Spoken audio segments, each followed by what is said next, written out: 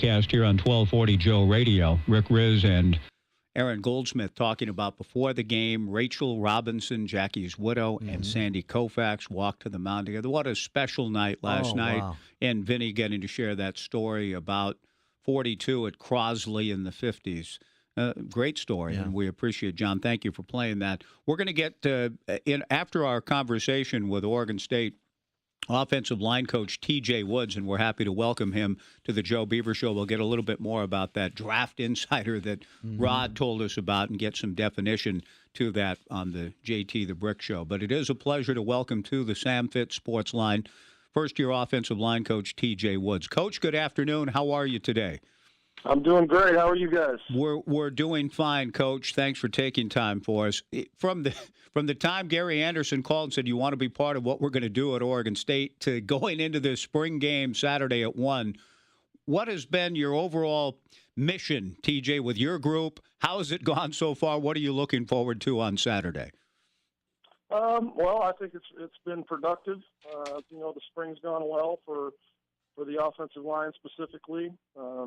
I think that it took a little bit of time for some of those veteran guys to get used to a lot of the new techniques they're being taught on the field, the new verbiage, the new calls, the new offense, all of that type of stuff. But I think in the last week and a half, you start to see, those guys making some strides and really being able to play physical, which at the end of the day, that's our number one goal, is to out-physical our opponent and out-tough our opponent. And I think that you're starting to see, I would say, glimpses of that. And, I look for more of that to come in the spring game and then on into the future. Coach Woods, I hear people say football is football and there are basic fundamentals no matter what scheme or system you're in. So maybe if you could speak to that in terms of technique and then what maybe subtle differences, though, too, in a new scheme that you're trying to implement. Well, I think, football plays are football plays. There are not too many people running plays that nobody else runs. We run a lot of the same plays you see on television that everybody runs. I think our biggest point of difference up front is that we want double teams at the line of scrimmage. We want to displace the first level of the defense and block the second level of the defense with the first level. And, I think that's a little bit foreign, was a little bit foreign when we came here. But I think the guys are starting to kind of pick it up and understand that, we want, anytime we can get two guys on one, we feel pretty good about our chances and we need to win in those instances. And, the first step to that is teaching them how to do it, how to work half surface blocks. When you're blocking half of a man, anytime you're comboing somebody, you're not taking the full defender, you're taking half of them. So just getting them comfortable fighting pressure with pressure and understanding how to work on half of their surface as opposed to their full surface is probably been the most foreign thing for them going through spring ball, but that's why you practice. Coach, the group coming back is over the years has been thrown. The youth was thrown in with injuries and everything, and it's taken to this amount of time to get what many feel was a very experienced, deep unit. Did you find that when you got here? That all right, these guys are, you got to change up a few things, but this is one of the position groups on the team that looks like it's got some experience.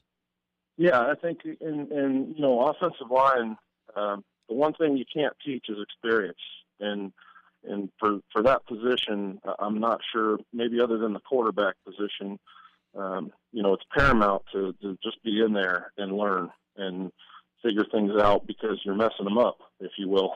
And so I would say that's one of our strengths up front right now is we've got, guys that have been in the fire, they've been in the fight, and they've gone through a lot of those learning experiences on game day, and to me, that's a huge advantage that we have coming in. I would say Gavin Andrews and Josh Mitchell are the two guys playing right now with the most experience, and they've been able to pick it up a little bit faster than, say, Dustin Stanton, Fred Lawina, and Sean Harlow's a little bit in the middle of that.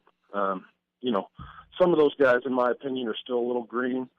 Just because you played 5 games in Division I football doesn't make you a veteran guy yet.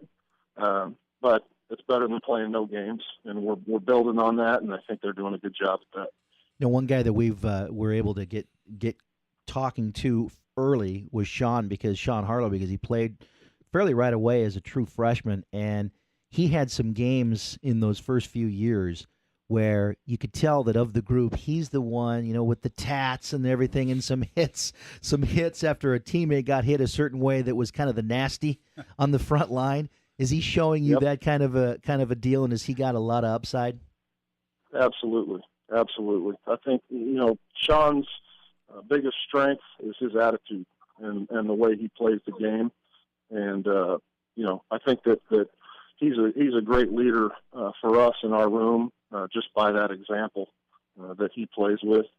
The best thing I could say about Sean is I've been with him for 14 practices, and he's the same guy in period 19 of practice 14 as he was period 1 with a new staff of practice 1. And I think that says a lot about his passion for the game and, his respect for the way the position is supposed to be played.